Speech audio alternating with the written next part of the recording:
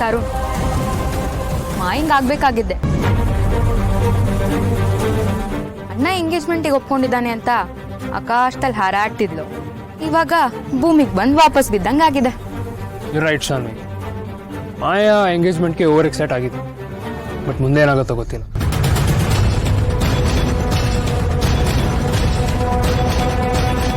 ಮಾಯಾ, ಏನಿದು? ನಮ್ ಶರತ್ತು ಆ ಪಿಳ್ಳೆ ಹಿಂದೆ ಓಡ್ ಹೋಗ್ಬಿಟ್ನಲ್ಲ. ಈ ಎಂಗೇಜ್ಮೆಂಟ್ ಗತಿ ಅದೋ ಗತಿ ಆಗ್ಬಿಟ್ರೆ ಏನ್ ಮಾಯಾ ಮಾಡೋದು? ಡೇರಿಶಿ, ಈ ಎಂಗೇಜ್ಮೆಂಟ್ ಏನಾದರೂ ಕ್ಯಾನ್ಸಲ್ ಆದ್ರೆ ನನ್ನ ಕೈಯಿಂದ ಯಾರಾದ್ರೂ ಮರ್ಡರ್ ಆಗೋದಂತೂ guarantee. I will kill someone for sure.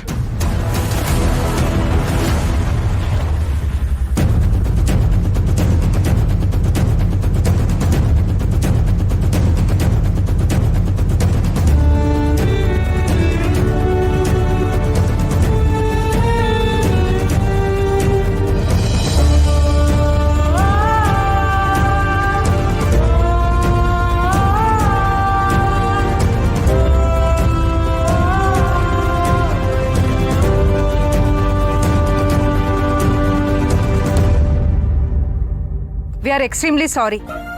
ನೀವೆಲ್ಲ ವೆಯ್ಟ್ ಮಾಡೋ ಹಾಗಾಯ್ತು. ಕೂತ್ಕೊಳ್ಳಿ ಪ್ಲೀಸ್, ದಯವಿಟ್ಟು ಎಲ್ಲರೂ ಕೂತ್ಕೊಳ್ಳಿ. ಕೂತ್ಕೊಳ್ಳಿ ಕೂತ್ಕೊಳ್ಳಿ. ಇನ್ ತಡ ಮಾಡಲ್ಲ, ಎಂಗೇಜ್ಮೆಂಟ್ನ ಮುಂದುವರ್ಸೋಣ.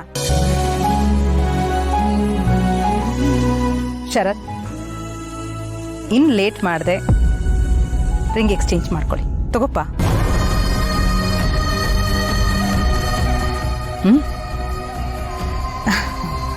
ಶರತ್, ಇಡೀ ಸಿಚುಯೇಷನ್ ಈಗ ನಿನ್ನ ಕೈಯಲ್ಲಿದೆ. ಅಂಬಿಕಾ ನಮ್ಮನ್ನೆಲ್ಲ ಬಿಟ್ಟು ಹೋಗಿದ್ದಾಳೆ, ಆದರೆ ಮಾಯಾ ನಮ್ಮ ಕಣ್ಮುಂದೆ ಜೀವಂತವಾಗಿದ್ದಾಳೆ. ಈಗ ಅವಳ ಜೀವನ ನಿನ್ನ ಕೈಯಲ್ಲಿದೆ. ಮತ್ತೆ ನೀನಿನ್ ಮುಂದೆ ಯೋಚನೆ ಮಾಡಬೇಕಾಗಿರೋದು ಮಾಯನ್ ಜೀವನದ ಬಗ್ಗೆ. ನಾನು ನಿಂಗೆ ಹೇಳೋದೆಲ್ಲ ಹೇಳಾಗಿದೆ ಶರತ್. ಗೆಸ್ ಎಲ್ಲ ಕಾಯ್ತಾ ಇದ್ದಾರೆ. ಪ್ಲೀಸ್